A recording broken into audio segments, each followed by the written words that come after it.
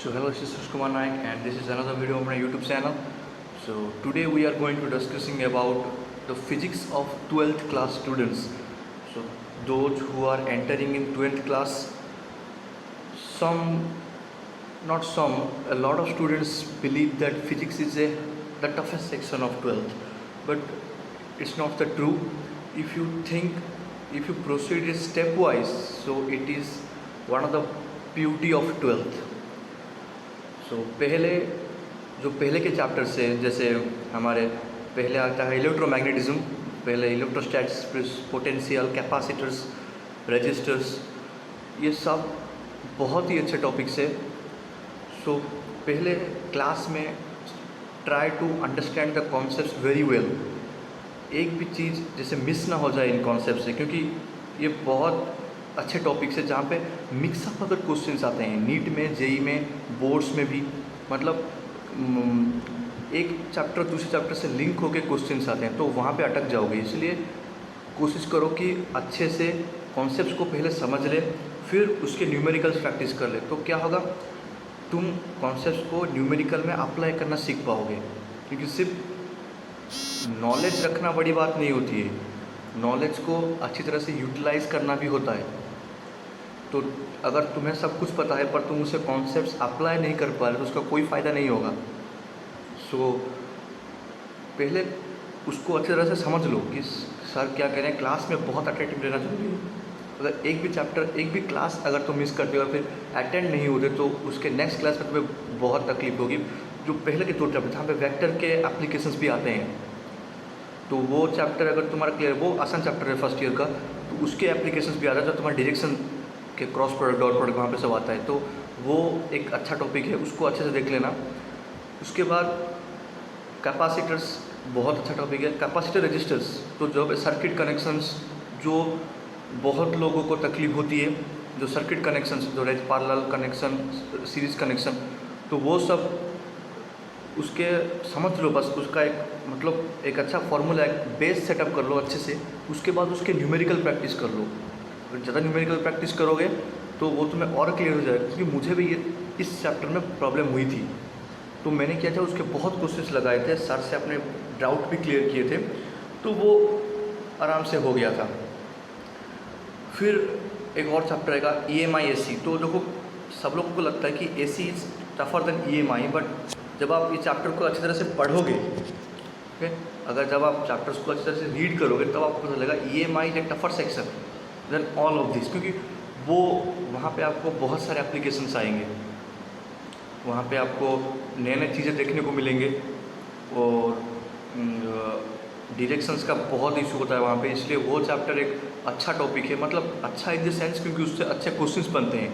तो वो चैप्टर तुम्हें और ध्यान से पढ़ना होगा, और वो चैप्टर अगर अच्छा कर दोगे तो AC लगभग उस चैप्टर के ऊपर बेस्ड है, तो तुम्हें अच्छा नॉलेज होगा इस चैप्टर में. तो वहाँ पे तुम्हारी कुछ ज़्यादा तकलीफ नहीं आएगी, क्योंकि उस चैप्टर में अगर तुम उसके बाद AC में जाओगे तो वहाँ पे तुम्हें देखने को मिलेगा LCR सर्किट, LR सर्किट. तो वो सर्किट्स से बहुत अच्छे क्वेश्चन आते हैं, वो थ्योरी बेस्ड भी आते हैं, वो न्यूमेरिकल बेस्ड भी आते हैं, और उसके EMI के साथ जो ग्रोथ एंड डिके, वो एक अच्छे कॉन्सेप्ट्स के बेस्ड क्वेश्चंस बन जाते हैं. तो अगर तुम दोनों चैप्टर को जब तुम क्वेश्चन लगाने बैठो ना, तो दोनों चैप्टर का साथ में लगाना, क्योंकि तब तुम समझ पाओगे कि इन दोनों में क्या क्या लिंक होता है. उसके बाद अगर आप जब आगे बढ़ोगे तब आएगा इलेक्ट्रोमैग्नेटिक वेव्स. तो वो एक आसान चैप्टर है. 1-2 क्वेश्चंस ज़रूर मिलेंगे आपको, वो कोई भी कॉम्पिटिटिव एग्जाम हो या फिर बोर्ड्स एग्जाम है, कॉलेज के कोई भी एग्जाम्स हो, तो वो उसमें से क्वेश्चन 100% आता है, क्योंकि वो श्योर शॉर्ट क्वेश्चन होते हैं. अगर उस चैप्टर को, बहुत छोटा चैप्टर है, अगर उसको अच्छी तरह से कवर अप कर लोगे ना, तो तुम्हारे इतने तो कोशिश करो कि उस चैप्टर में जो भी क्वेश्चन है वो तुम्हारे 100% करेक्ट होगा, क्योंकि वो एक ईजी टॉपिक है.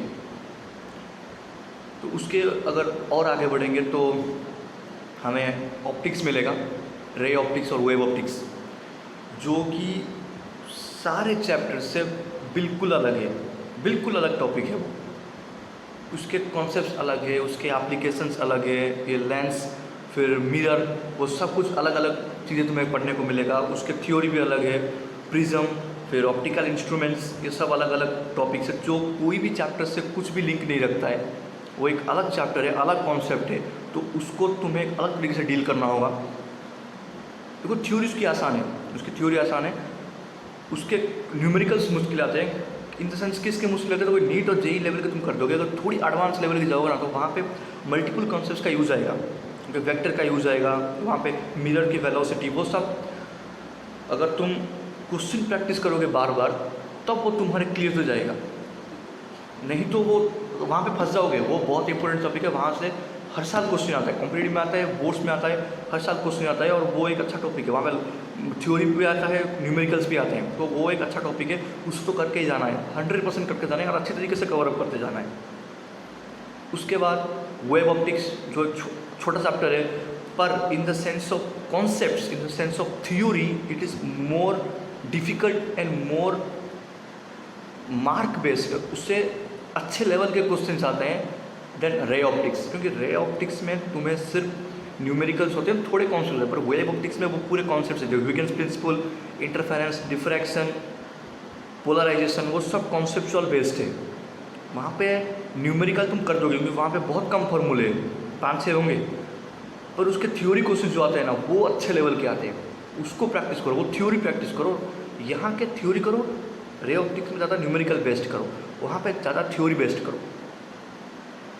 उसके आगे जाएंगे तो वो आएगा सेमीकंडक्टर इलेक्ट्रॉनिक्स, जो एक मॉडर्न टॉपिक है, मॉडर्न साइंस का पार्ट है। पहले एम्स तो था, वहाँ पे बहुत क्वेश्चन आते थे। वहाँ पे बोर्ड्स में तो लॉजिक गेट्स, उसका वहाँ के लॉजिक गेट्स में एक क्वेश्चन श्योर आता है, और वो चैप्टर एक ऐसा चैप्टर है जहाँ पे क्वेश्चंस बनेंगे, क्योंकि वो मॉडर्न साइंस है। और जितने भी मॉडर्न साइंस के टॉपिक्स हैं ना वो ज़्यादा पूछे जाने लगे हैं इन दिनों, क्योंकि लोग चाहते हैं कि उस चीज़ों के बारे में लोग और जानें, क्योंकि वो प्रैक्टिकल अप्लायंसेस हैं। तो try to learn this topic, क्योंकि वो बहुत कॉन्सेप्चुअल है। तो पहले जो ऑप्टिक्स तक जो चैप्टर्स था ना, वहाँ पे आपको थ्योरी भी होता था, कॉन्सेप्ट भी होता था, ज़्यादा न्यूमेरिकल्स होते थे, पर उसके बाद ज़्यादा थ्योरिटिकल बेस आएंगे। क्योंकि इस चैप्टर के न्यूमेरिकल्स तुम कर दोगे, वो direct put the formula get the answer वाला होता है। पर इस चैप्टर्स के जो मतलब थ्योरिटिकल बेस्ड क्वेश्चन है, अगर थोड़े से मॉडिफाई कर देंगे तो वहाँ पे बच्चे फंसते हैं। मैं भी इनिशियल डेज में फंसा था, क्योंकि वो एक ऐसा टॉपिक है, अगर थोड़ी सी भी मिसअंडरस्टैंडिंग रह गई तो वो तुम गलत कर दोगे। और तो इसको ट्राई करो। तो जो सेमीकंडक्टर्स वाला चैप्टर, जो सी एम्पलीफायर, जो एक मस्ट एम्पलीफायर है, जो majority of use of amplifier में सी आता है, तो जो वहाँ पे अल्फा बीटा गामा के रिलेशंस, जो NPN ट्रांजिस्टर, वो सब अच्छे से देख लो, क्योंकि वहाँ से अच्छे क्वेश्चंस आते हैं। ठीक है, उन चैप्टर से अच्छे क्वेश्चन आते हैं सेमीकंडक्टर्स में से। उसके बाद मॉडर्न फिजिक्स। मॉडर्न फिजिक्स एक आसान टॉपिक है इन द सेंस ऑफ फॉर्मूले। देखो मॉडर्न फिजिक्स के जो न्यूक्लियर वाला चैप्टर है, वो केमिस्ट्री के सेकेंड ईयर के केमिकल काइनेटिक्स के लिंक रखता है। अगर वो चैप्टर तुमने अच्छे से की है टू द एंड, जब आप ये चैप्टर पढ़ोगे ना तो आपको आसान होगी, क्योंकि वो चैप्टर से, केमिकल काइनेटिक्स से ये चैप्टर लिंक है, जो न्यूक्लियर वाला चैप्टर। यहाँ पे वो भी रिवाइंड हो जाएगा, और वहाँ पे अच्छा पढ़ाए तो सेम फॉर्मूले यहाँ भी अप्लाई होगा, तो कोई दिक्कत होनी नहीं वाली है। और मॉडर्न फिजिक्स से तुम्हारे जो डी ब्रोगली वेव लेंथ में क्वेश्चंस आते हैं, वो भी फर्स्ट ईयर में तुमने पढ़ा होगा, तो वो सब निकाल लोगे। मेन चीज़ यहाँ पे आती है जो ग्राफ्स वाले क्वेश्चन आता है ना, इंटेंसिटी, फ्रीक्वेंसी, जो ग्राफ्स वाले क्वेश्चन होते हैं, वहाँ पे लोग फंसते हैं। मैं भी फंसा था, क्योंकि वो थोड़े ऐसे चैप्टर जो तुम्हें जल्दी समझ में नहीं आएगा। तो उसको try to utilize it, try to read it and practicing questions again and again, that this concept will fit in your mind. इस तरह से पढ़ना है उसको, बिल्कुल बेसिक से पढ़ना है। और एक बात है, तो जब आप 12th में फिजिक्स करने बैठोगे तब बिल्कुल टेंशन नहीं लेना है, आराम से करते जाना है, स्टेप बाय स्टेप आगे बढ़ते जाना है। और वो पूरा मगअप हो गया, 1 साल के बाद तुम्हारा पूरा सिलेबस कवर कर देगी। 12th का फिजिक्स एक बहुत लोगों को डिफ़िकल्ट लगता है इनिशियल में, क्योंकि वो सब नए होते हैं, जो इलेक्ट्रॉनिक्स वाला सब नया होता है।